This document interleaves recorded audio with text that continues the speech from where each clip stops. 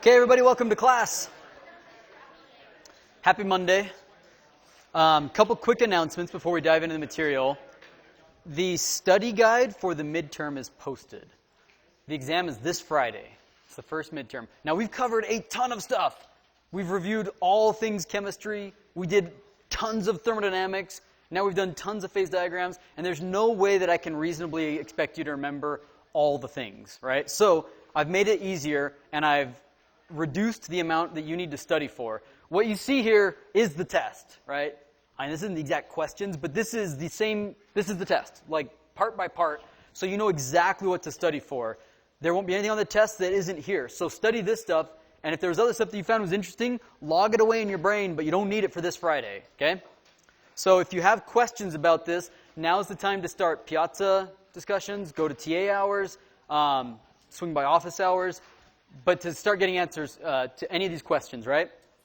To help you do that, we'll be holding at least one review session. It'll be this Wednesday night from 5 to 7 p.m. in this room. If for some reason this room's busy, and it like never is in the past, then I'll leave a note on the door, and it'll probably be next door or something. So plan on this room, 5 to 7. If you can't make it, because you have lives, I'm going to record it and put it on YouTube just like everything else I do. So you can also just do that. It'll be up. It takes a couple hours for it to convert and post. It'll be up by sometime Wednesday night, though. We will have all of the homework solutions posted by Wednesday as well, right? You have one more homework you're turning in this Wednesday. After class, I'll have all solutions up. So the point is, there's going to be lots of resources available. The TAs will bend over backwards to make sure to answer your questions. It's up to you guys to ask them, though, okay?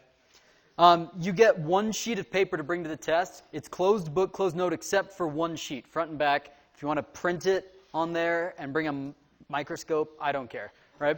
The point is that by going through the effort of organizing your thoughts, it'll save you time, because time is of the essence on these exams. It's always time that's the killer. And if you bring all your notes in, you'll be flipping through them, and you'll be wasting time looking for something. So by preparing one sheet of notes, you should be faster to finding those things. And only put things on there that you see on the study guide. Here, these things. Okay? Any questions on the exam? If you have other questions, today's Monday, we'll have Wednesday as well. You can ask questions, or you can email me or put it on Piazza. Yeah, Josh? Yeah, you can use front and back on your sheet of paper. That's fine. You can bring your periodic table, but you won't need it. You can bring a ruler because we're going to do something called the lever rule, but you won't need it. I've written the test in a way that you could literally just show up with a calculator, any kind that can't communicate with other calculators, and a note sheet, and you're good to go. Okay, we'll provide blue books. Bring a pen to write in if you want to regrade. This is basic stuff. You can't write in pencil and expect us to regrade it. So, okay. All right, our learning objectives for today, if we're lucky, we'll finish this chapter. I'm skeptical, but we're going to talk about a few more key phase diagram reactions. We're going to finally introduce this thing we've been talking about, the lever rule, which tells us how much of two phases are present as a function of where you're at on your diagram and the temperature. We'll talk about something called non-equilibrium cooling and non-equilibrium in general when it comes to phase diagrams. We'll introduce the eutectic lamellar structure, and if we have time, this is where I'm skeptical, we'll start talking about the steel phase diagram, because if you're going to know any phase diagram other than water, steel is the most important one, so we'll spend some time talking about it. So let's start by picking up last time. Last time we showed you this diagram, and we said, what's amazing is that you already know how to calculate the formula of these intermediate compounds. It's straightforward. When it's given as an atomic percent going from pure aluminum to pure calcium, which they denote by putting the calcium under the 100, right? Atomic percent is the same as mole percent, which means that here at 33.3%, there's this line. That means that 33% of your atoms, right, in the formula are going to be calcium, which means the other 66% are going to be aluminum. Therefore, the fraction is 2 to 1. So it's an Al2Ca1 compound, aluminum, calcium, right? Aluminum calcite, I don't know what you call this, right?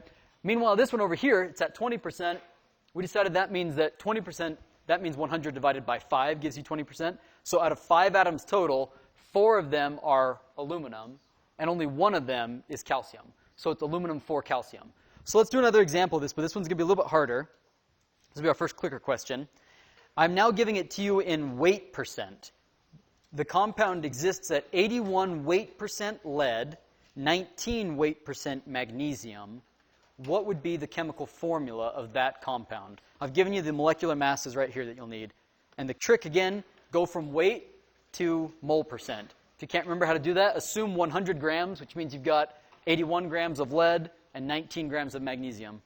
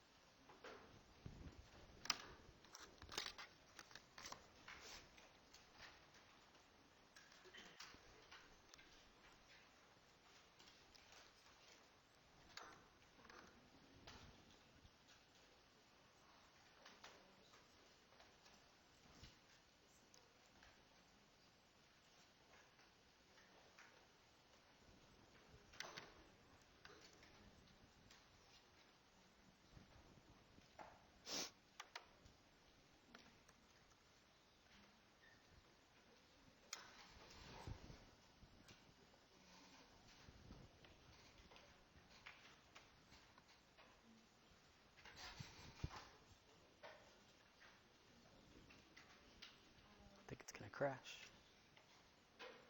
It's thinking about it.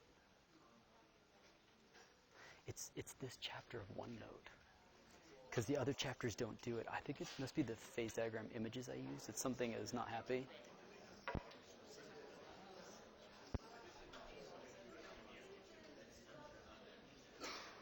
Okay, so calculate the moles. They're right there for you. Last step is just to take the ratio. So get your answers in. You're going to give your answer in, what is this one? You're going to type it in. Now the question is, do you type magnesium or lead first? Start with magnesium, probably. You don't need to do subscripts. If you think the formula is magnesium 4, lead 5, just type Mg4, Pb5. That's not what it is.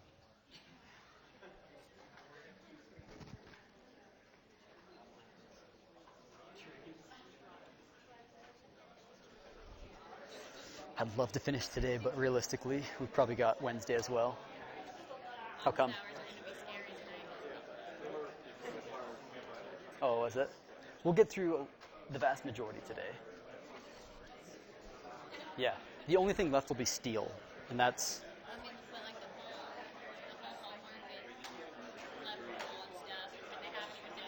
Yeah. It's okay. Okay, get your answers in. We're going to close the poll.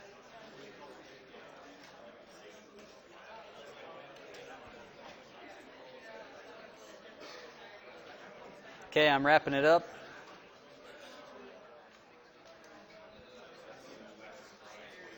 Okay, so you've shown me a gazillion different ways of answering this. I will probably make this one fully participation points. But this is, the vast majority of people is that it's a 2-to-1 ratio, right? So that's correct. I'll make that one worth just participation points. Are there any questions on this? This is pretty straightforward. Go from weight percent to moles, take the ratio. What happens if you divide it and it's not exactly 2? What if it's like 1.97? It's still 2. It means that you read it off the graph probably just a little bit wrong. Right? It's still 2-to-1. What if it's 2.5? Multiply them both by 2, right? Until you get whole numbers. Then it's like 5-to-2 ratio or whatever it is. Okay? All right. All right. So you can cool things down under equilibrium conditions, but you can also cool things down under non-equilibrium conditions. Again, equilibrium assumes that you're giving it all the time that it could ever need for things to reach its lowest energy state. And we've talked about already in this class that things don't always reach that state. Diamond, right? Graphite, diamond should be turning into graphite, but it doesn't because it has this kinetic barrier. And in these diagrams, they also get slowed down, right? So one of the things that you have to watch out for is something called coring. Coring occurs, I'm just going to pull up the image. Coring, like a core. What happens, and they've got a better image in the book, so I'm just going to use it. Right? This is the one from the book. Okay? That's not what I wanted. So as you cool it down, you're relying on diffusion, because look what's happening. As you cool it down, this is the composition of the solid that's forming. And as you cool down, that composition is changing, right? At first, the very first solid is at this composition straight above me, at what, 46 weight percent nickel? That's the very first composition. But as you keep on cooling it, it becomes less and less rich in nickel, right, as you head this way. Everybody follow that? Because you're just staying along that solidus line. So in other words, what you're requiring is that at equilibrium, all of the solid that's present should be along that line at whatever temperature you're at. But you started out really rich in nickel, and as you cool down, you're relying on diffusion to happen, and maybe you're cooling it down too quickly. The atoms literally can't segregate. You can't expel nickel atoms fast enough. And so what you end up with is these cored structures. At the center, in this diagram, it would be nickel rich, right? But it couldn't expel nickel fast enough, so each stuff that gets layered on the outside will be deficient in nickel, right? In the middle, it's 46, then 40, then 35, then 31 on the outside. So you'll see this composition gradient in these are what we call grains, right? Grains are regions of solid that form as a tiny nucleus, and they grow into what we call a grain until they bump up against other grains. And along these regions where they bump up, we call that a grain boundary, okay? So those are some important terms that we'll be using all semester long. Grains is just a region of solid that started out from the melt. Atoms started to cluster onto it. And in this case, our grain would have a gradient in composition, okay? And that's just because literally you couldn't kick out nickel fast enough. You were solidifying faster than you could kick the nickel out, and so it ends up with a gradient. Yeah, question? So is that why stuff ends up being really brittle if you cool it too fast after heating it? That might be. There could be a lot of other reasons. I'm guessing a bigger problem with cooling it quickly while it's brittle is that you just have cracks left over, right? That you literally just couldn't solidify fast enough, so there's pores left over maybe. But there could be a number of reasons. Composition might be, though, one of those reasons. Yeah, hand over there. What's the difference between non-equilibrium and equilibrium cooling? So equilibrium is the dark red line, meaning if you gave it enough time, that's what free energy says is the lowest energy point. But because you don't give it time, it can't get rid of all the nickel that it's supposed to be getting rid of. So see the dashed line underneath it? Since it can't get rid of the nickel fast enough, that's what you actually have is the dashed line. It's artificially rich in nickel. It shouldn't have that, but you just cooled it down too quickly. And it turns out reaching thermodynamic equilibrium can be really hard. In fact, I'm guessing that the vast majority of instances in the world, we're actually in a slightly or very non-equilibrium state. So these phase diagrams are helpful, but they're definitely not like the gospel. Like there's deviation from it. You can go off, and that's just because you're relying on things that take time, like diffusion. Are there questions about this on the idea of coring? Yeah. If we were to heat it back up, would the nickel redistribute and stuff? Great question. How could you get this to reach an equilibrium state? Yeah. Let's say you heated it up and you held it. You want it to be in a solid region, so you don't heat it up where there's liquid. So you're going to heat it up just below that red line, so it's solid.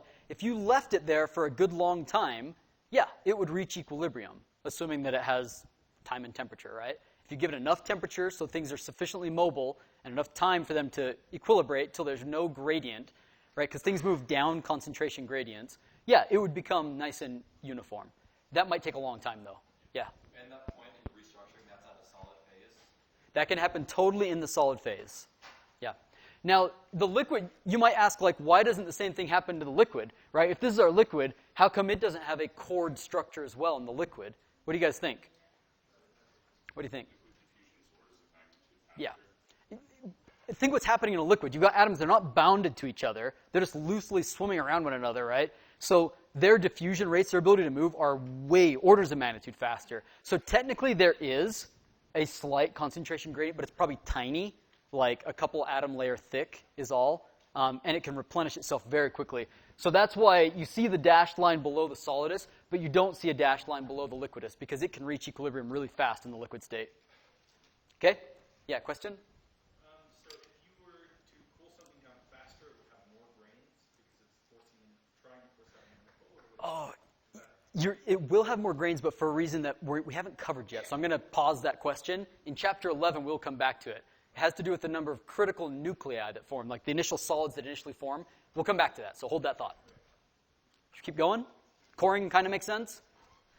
Point I want you guys to realize, like in the real world, the phase diagrams are super helpful, but if you see something that's not what you expected, it's probably because it just didn't reach equilibrium. Yeah, green shirt? Just to clarify, coring is the creation of those grains because it's changing temperature too fast? So coring happens because we think, as you cool it down, the solid, right? As we first cool down, can you see that little hand there? The first solid should form at that composition.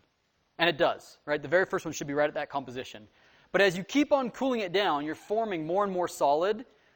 Well, thermodynamics says that the composition of the solid should be changing, as this line is here. What that means is that this is excess nickel. You have to start kicking out nickel atoms and diffusing copper atoms in, and that can't happen like at any arbitrary speed. It takes some limited speed. So if you cool it down too quickly, it can't kick the nickel out fast enough. So instead of being nice and nickel, you know, what you'd expect, it's excess nickel because it can't kick it out fast enough. Make sense? Okay. Question? So that dotted line there, that's the average. It's the observed. It's the observed it's the instantaneous observed concentration, right? That make sense? Like, So the dotted line that's like, at any given time. yeah, these rings are the instantaneous composition. It should all be whatever composition the dark red line is, but these are the instantaneous actual observed values. So how difficult would it be to like have a substance that's like purely one element of like metal or something? Purely one element, the phase diagram would have to give you something like this. Right here. Let's say you cooled down through here. Let's say you went right through the eutectic point. You cool it down right here. What would form would be this guy, that line compound, and pure calcium. Now, we haven't yet taught you how much, but you would get those two phases. Meaning, even though the composition was initially, 65-ish% calcium, when it went below that line and solidified, your calcium, some of it would have to completely segregate from the aluminum, right? Which is going to require diffusion. And some of it's going to partially segregate to form this 2-to-1 compound. Make sense? You started out with twice as much calcium overall. You're going to segregate and have a bunch of calcium alone, and a bunch where now you have twice as much aluminum as calcium. That make sense? So the phase diagram will tell you whether you're going to get any amount of the pure substance. In this case, it happened to be a line compound with no solid solubility, so you get pure calcium on that side. Yeah? Back on the other graph, how do we know the proper temperature to cool it to follow that dark red line? Back on the other graph, here. Yeah, how do we know what temperature, rate to cool it at? Oh, those would have to be experimentally determined. There's not like a good calculation you can do to know that. Those are experimentally determined. Yeah? Where on the other graph, apologies, would coring happen? Coring would happen here, so it wouldn't happen along here because the solidus line is flat. So that wouldn't happen. You would see it nowhere because all three of these solidus lines are flat. So you would not get coring in this phase diagram. But if you had a phase diagram like this one, going between magnesium silicide and iron silicide, you could get coring along this solidus. Okay? Keep going? Or yeah, question? Yeah, so can you go back to that other graph? Yep. Yep. It's also in the book, by the way. So like say you have a block of the, I don't know, the other one where is that magnesium calcide? Sure, yeah. Whatever it is, and it's like at liquid and it just got to solid and that's cooling. Like what determines where each substance goes? Like where you have that that calcium like by itself and it's kind of like Great question. Let's talk about that. That's actually the next thing we're getting to. And in just a minute, let's talk about it now, though. That's a great question. So you've got a eutectic diagram, right? And a eutectic, it's got this eutectic reaction. You've got maybe solid solubility on both sides. You don't have to. It could be no solid solubility, but we've drawn it with solid solubility. Let's draw it, for simplicity's sake, let's draw it without any solid solubility. This will be even easier. So these two atoms are so dissimilar that you can't dissolve any of them in each other, right? Or in other words, as you cool this thing down, going from pure A to pure B as a function of temperature, right? When you cool it down, right there, there is a single temperature at which you're all of a sudden going to have to completely desegregate or segregate your A and B atoms, right? They were a perfect 50-50 mixture initially as a liquid, but as soon as you go below that eutectic temperature, they have to completely separate. All of your A atoms have to go one way, B atoms have to go another way. Okay? So your micrograph, if you were to look at this, it would all just look like a mixture of 50-50 A to B in the liquid state. But as soon as you get here, what do you think the microstructure is going to look like? Who's done the reading? I saw it. What does it look like? Be like layers of your Layers. It looks like a zebra, right? So it looks maybe something like this. Like you got a bunch of these little stripy regions. Now, why does it look like that? Yeah. because you said they have to segregate, so maybe they go to like the nearest that it's fine. And it happens almost instantly, right? That temperature happens, it's a flat line. So it's going to happen very fast. All of a sudden, all the liquid atoms are like, oh, shoot, we're supposed to be solids. And so they shuffle, right? All your A atoms shuffle the little bit that they can shuffle before they solidify. Your B atoms shuffle a little bit, the little they can before they solidify. So you can't diffuse very far because this happens at one temperature, basically. Realistically, it's a few degrees, right? It can happen over a few degrees, but ostensibly, it's at one temperature. And so you don't get very far to diffuse. And so what you'll see in the book, they've got a diagram that looks like this. You've got your liquid over here, okay? This is a nice, perfect mixture of A and B. But in the solid, you form these striped layers where what's happening here? Let's say that the B is the black atom, right? And that one is your A atom. The 50-50 mixture, the A atoms go a little bit that way or they go that way. And then your B atoms go this way or they go that way. But because it happens quickly, they literally can't diffuse very far. And so you end up with this, what's called eutectic structure, or a lamellar structure. Lamella are layers, okay? This makes sense why that structure forms. If it happened slowly, this wouldn't happen. Why do you think this wouldn't happen? If it happens slowly, why is this a bad thing? Yeah? Did have enough time to get together to meet with the other molecules if they're kind of... You're right. Why would they want to? Why would they want to not have a really fine-grained structure? Yeah. You've all heard this word before, surface energy. This is not the first time you've heard that word. What does it mean? It means anywhere that you have a surface, it costs you energy. And what are surfaces? These are a bunch of surfaces. You've got two different phases that are dissimilar. Why does it cost energy? This is a better question. Turn to your neighbor. Tell them, why should it cost energy?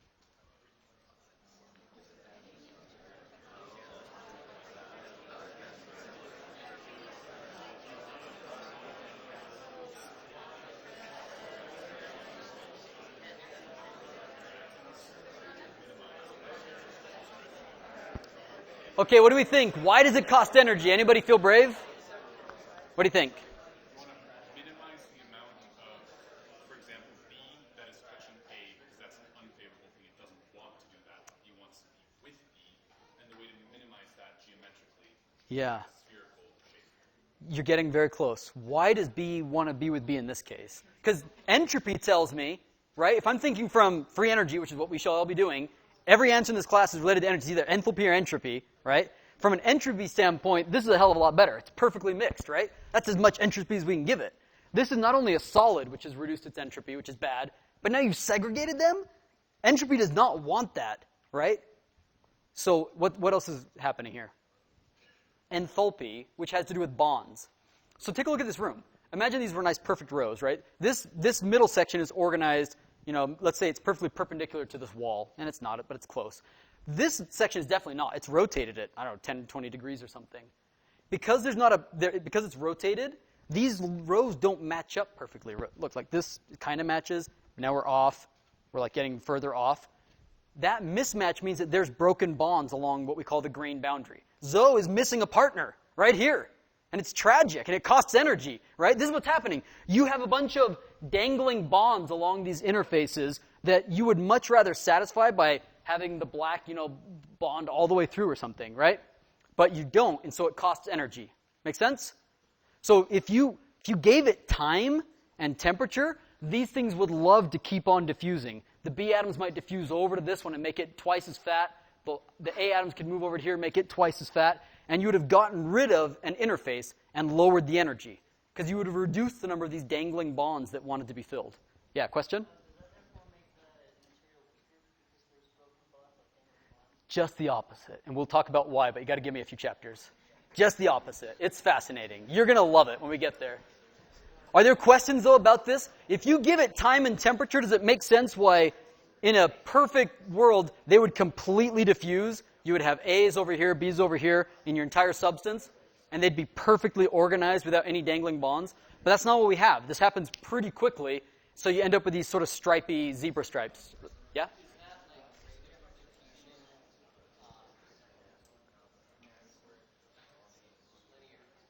Good question. Is diffusion, right, the mobility of these ions, is it linear with temperature, I assume you're asking? Or time? Great question. Is it linear with time, and is it linear with temperature? You got to hold your horses. You got to see. Give me 1, 2, 3, 4, 5, 6, 7 chapters. We're almost there. We're getting there. It's not, is the answer. It's not. But we know how to model it. Okay, should we keep going? You guys feeling good about the eutectic structure? One last question? Yeah, why does cooling it prevent them from bonding with one another? Because in order to bond with one another, right, in the liquid, let's assume for a minute that there's a perfect mixture. That doesn't have to be, but in this case, the way we drew it, it is. For them to become a solid, the phase diagram tells us that there is no solubility. You can't dissolve B and A or A and B, so they have to completely segregate, right? And that means that they literally have to separate from one another over some distance. Is that a micron? Is that an inch? Is that a nanometer? That will all depend on how quickly the reaction happens and the mobility of these ions, the diffusion, right, of those. And we haven't talked about those things yet, but we will soon. Yeah, another question? Yeah. So I'm assuming that like different substances have different times for that rate of diffusion. Like, Yep. What is the biggest proponent of that? Is it like the size of molecules? Is it like what? Oh, you guys have great questions for chapter 6. So hold that thought. Size of the molecule is a big player. Small atoms like hydrogen and carbon, they move like crazy. They're super quick. Big, heavy ones like lead is going to take forever. Magnesium and lead, like the example we just saw, magnesium is going to be way faster than lead. Okay? But oxidation state, crystal structure, right? Imagine, for example, that I'm a diffusing atom. How much easier is it for me to walk up this grain boundary where there's a bunch of dangling bonds versus trying to walk through rows of atoms? That's horrible. I don't ever want to do that. I want to go on fast routes. And so there's what we call short circuit paths, but we'll get to those later. Surfaces, grain boundaries, dislocations, those are all short circuit paths. Through the bulk is the slowest. Yeah? So is that why eutectoid structures have mixtures of grains in the lamellar? We're getting there. We're getting there. That's not why, but it's part of the reason. Should we keep going? You guys have great questions today. This is wonderful. Let's introduce the lever rule, right? We've been talking about the lever rule. Let's actually show it. So let's go right here. On this one, we've decided that we're going to have a eutectic structure with pure A and pure B, but how much of each, right? What's the weight fraction of them, or what's the mole fraction of them? Let's assume that this is given in weight fraction. Well, let's do mole fraction first. Mole % B. So it's a 50-50 mixture right there. Your intuition tells you what? Do you have equal amounts or not equal amounts? Equal amounts, because it's right in the middle, right? Here's how you calculate it. The lever rule says you need to know this total distance. Let's assume we're trying to calculate it at this temperature, right below the eutectic reaction, okay? You need to know this total distance, right? And then you need to know two other distances. You need to know from the left side to the point that you care about, and from the right side to the point that you care about, okay? And we're going to do this geometrically. So literally, we're going to treat, remember when you did this with rays and things, if you know the points, we're going to take this difference. It's the fraction, okay? So if we want to figure out how much of component A we have, the only tricky part about the lever rule is that it's the opposite. If you want to know how much is on the left-hand side, this compound, you have to take the right-hand section of the line, the orange section, and divide it by the blue section, the total length. That will tell you, that fraction, orange divided by blue, will tell you how much A you have. That's a little weird. That's just how it is. If you want to know how much B, you take the purple section and you divide it by the blue, right? In this case, it's really easy because this is at 50%, this is 100, and that's 0. So tell me, how much B do we have? Let's do a quick calculation. How much B is there? Well, the mole percent of B, we're going to take purple over blue, so that's going to be 50 minus 0, 50 minus 0, divided by blue, which is 100 minus 0. I'm doing this all in mole percent B. 100 minus 0. So it's just 50%. 50 mole percent of the phase is going to be B. The other 50 mole percent will be A. This makes sense? This is the lever rule. Let's show you another example. How about right here? Right? On this one, we're going to start cooling down from a liquid. We're initially at this composition in the middle. Okay? C0, that's our initial composition. We're up here. We cool it down. The second we touch here, our solid forms, and that's the composition. But that doesn't tell us how much solid. You have to do the lever rule to tell you how much solid. Well, at this temperature, where they've drawn the tie line, they want us to calculate how much of these phases is present, right? How much solid versus how much liquid. So if we wanted to tell you how much solid is present, you take this little section of the line and you divide it by the whole line. That will tell you the solid, because it's on the right. Right? You take the left-hand segment to get the right-hand compound. And vice versa. If you want how much liquid, you're going to take from here to here, and you're going to divide it by the total length. You guys follow? Make sense? Let's do it real quick. What is it on this one? Is this the problem we're doing? Yeah, this is like the one we're doing. So this is our, is it a clicker question? Let's see. It is. Okay. So go ahead and try this one out. It's asking for what is the weight fraction of the alpha phase. That's the solid, right? Because we want the solid, which is on the right-hand side, we're going to take the left-hand segment from B to CL. We're going to divide that by the total length of the line, which is from C alpha to CL. What do you get?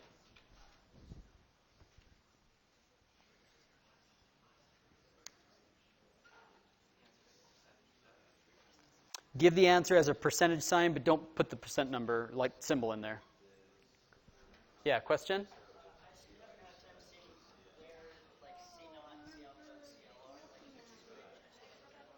So he has got a good question.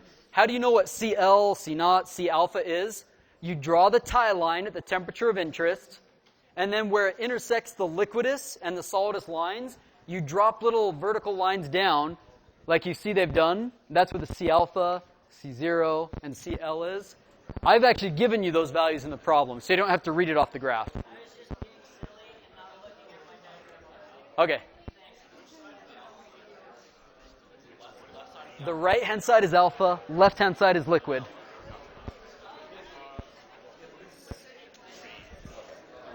The range? What do you mean? Like, what are we typing in? Oh, you don't need that. That's for me.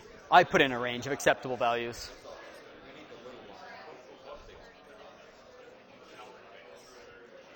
What is alpha? It's given in the problem.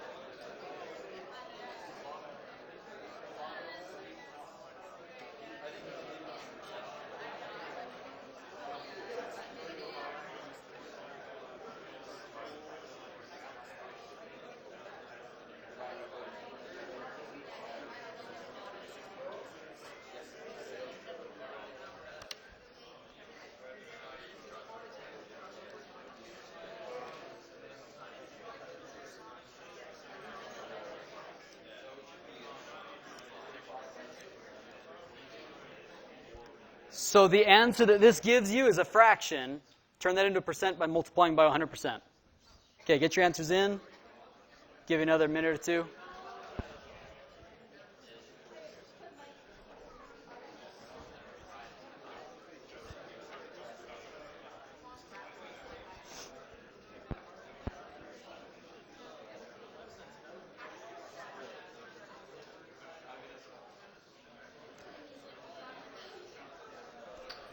I ordered a big tin rod. Remember how we always show the video of tin cry?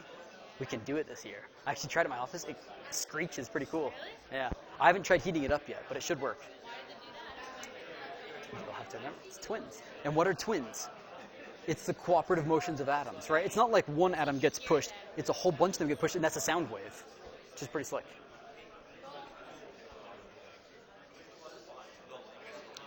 Okay, we're going to wrap it up. Get your answers in. I typically allow a range of like plus or minus 5% on these, so don't sweat about lots and lots of decimal points. On this one, I don't think there are decimals. Okay,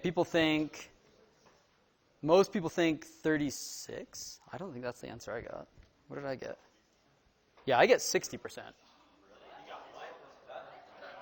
Oh, I did a plus instead of a minus. Sorry. 36, you're right. 36.36 and so forth. Okay? Any questions on this? Okay, 36.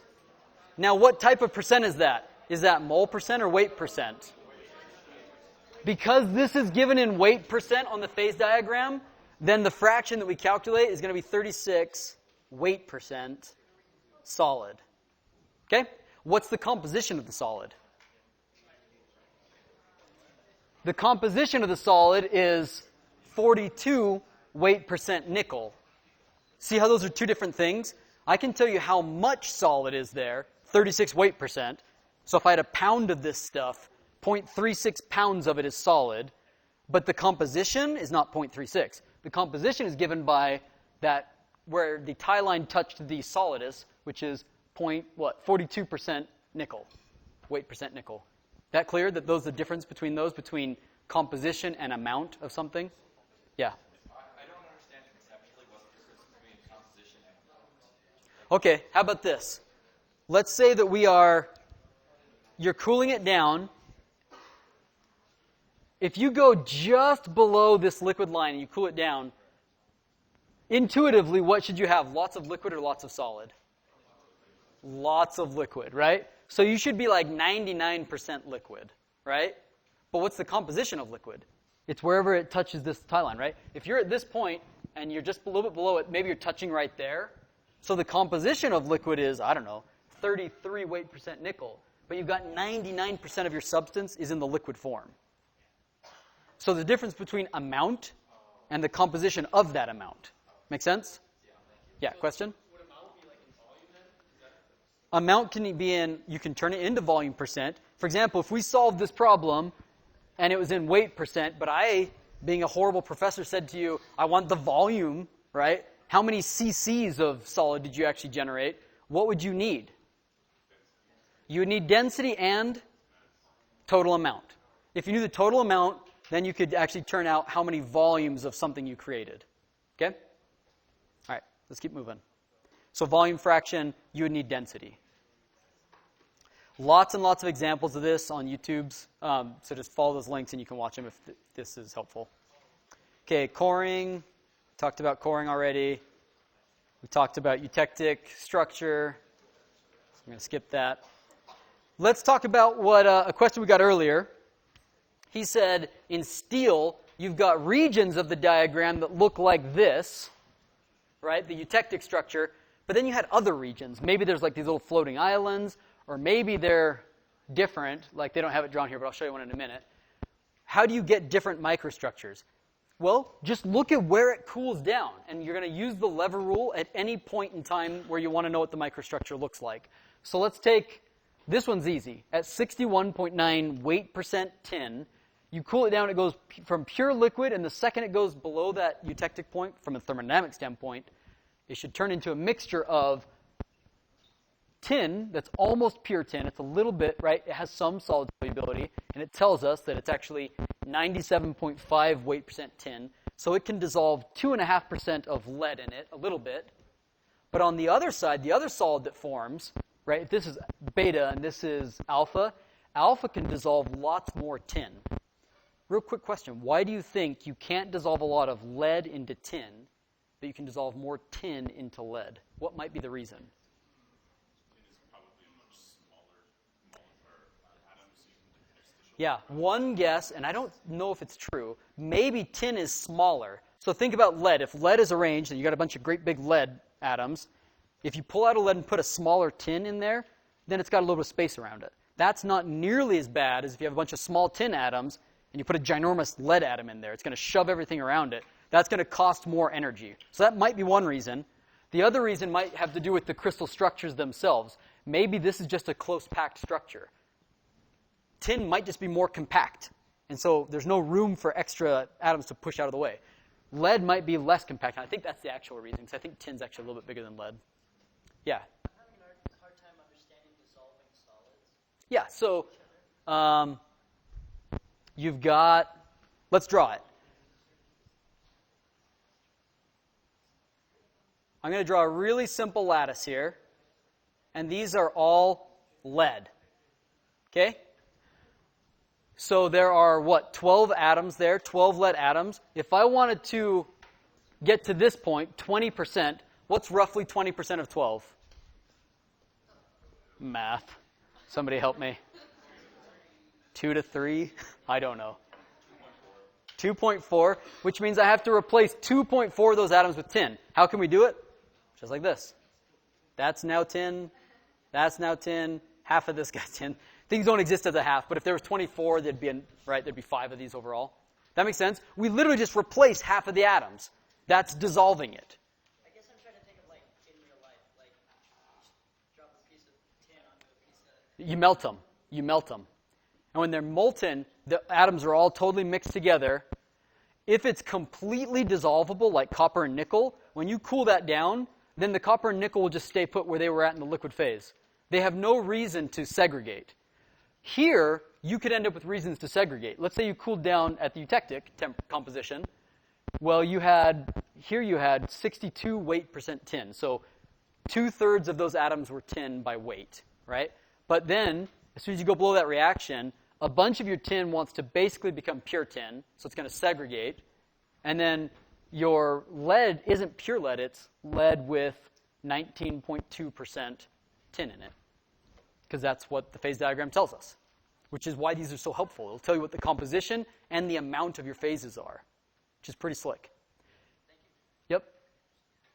So this one's more straightforward than the others. What about this one? Think what happens at this composition. It's at 40 weight % tin. As you start to cool it down at point B, that's when the little lowercase b, if you can see that, that's when the first solid starts to form. And as you start to cool it down, more and more solid forms. But what happens right above the eutectic temperature at point D? Do you have pure solid? No, you can do the lever rule. What does the lever rule tell you? This fraction, like this distance, divided by the total distance, tells you how much solid you have. It looks like roughly a half. That makes sense? Right? From eutectic point to point D, divided by eutectic point to that point, is roughly 1/2. So you've got about 50% liquid left over. And in this drawing, they've got, 49% liquid, right? 49% liquid. So you've got these little floating islands that formed. And then all of a sudden, you go across this eutectic reaction. What has to happen at the eutectic reaction? What's our reaction?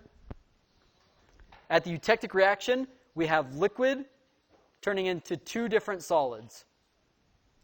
All of that liquid has to vanish fairly quickly.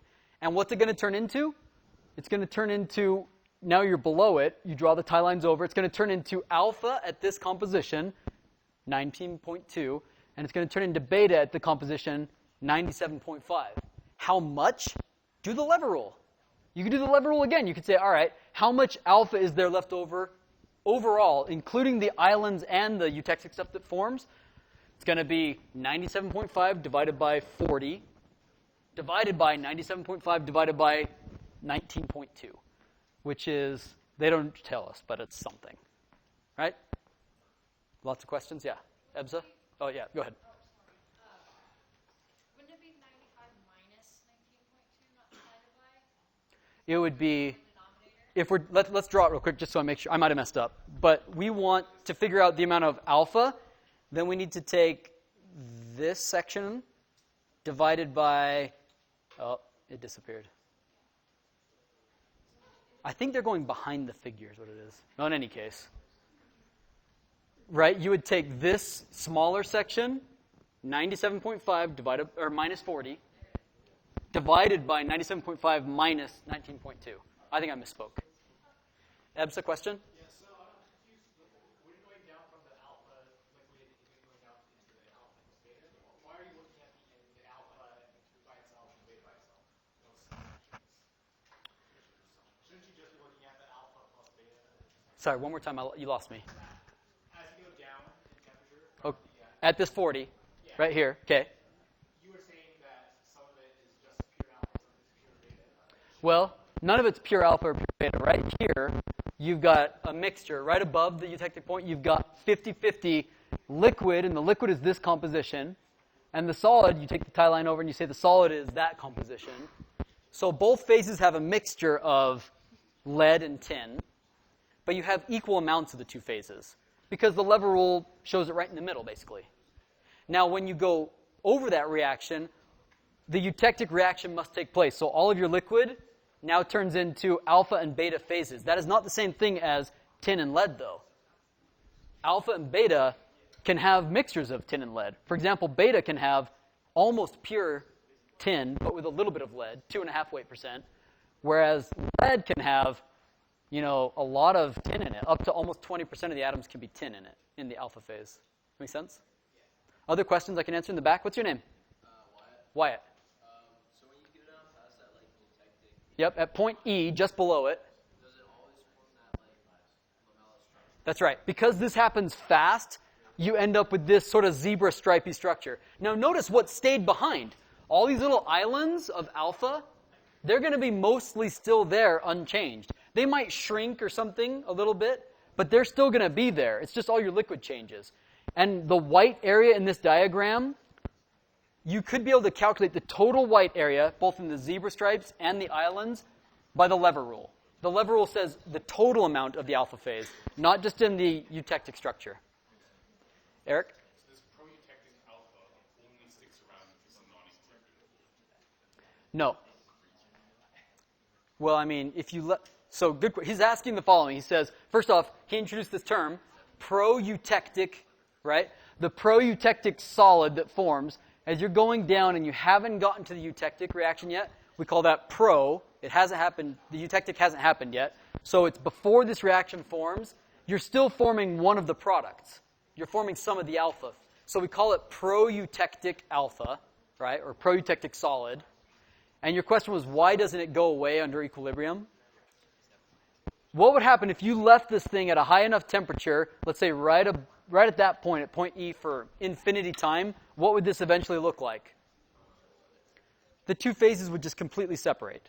Because all of these are interfaces and they all cost energy. So yeah, technically if you left it there a very long time, in the real world, it's tough to get rid of. It takes really long times. So steel, for example, steel has structures that look like this, and you can't get rid of it on any sort of reasonable time scale. You're stuck with it, which is a good thing because it helps us in steel. Yeah. So at point D on this graph, Point D. you use Okay. the lever rule. Yep. It'll tell you that there's about 50% of the weight is the liquid and 50% of the weight is the alpha. And it'll tell us the composition, too, by where we intersect these lines at. That the liquid is about 61.9 weight % tin, and the solid is 19.2 weight % tin. And then, but if you just trace that line down, Yep. I mean, 40% of that whole mixture, liquid plus alpha, is tin. Yeah. Overall, the composition doesn't change. If you considered both phases and their respective compositions, your overall composition, if you were to remelt the whole thing again, you're still at 40 weight % tin. You didn't lose or gain atoms of one type or another. Good point. We're out of time, so next time we'll talk about steel, and then we're going to move on to chapter 9.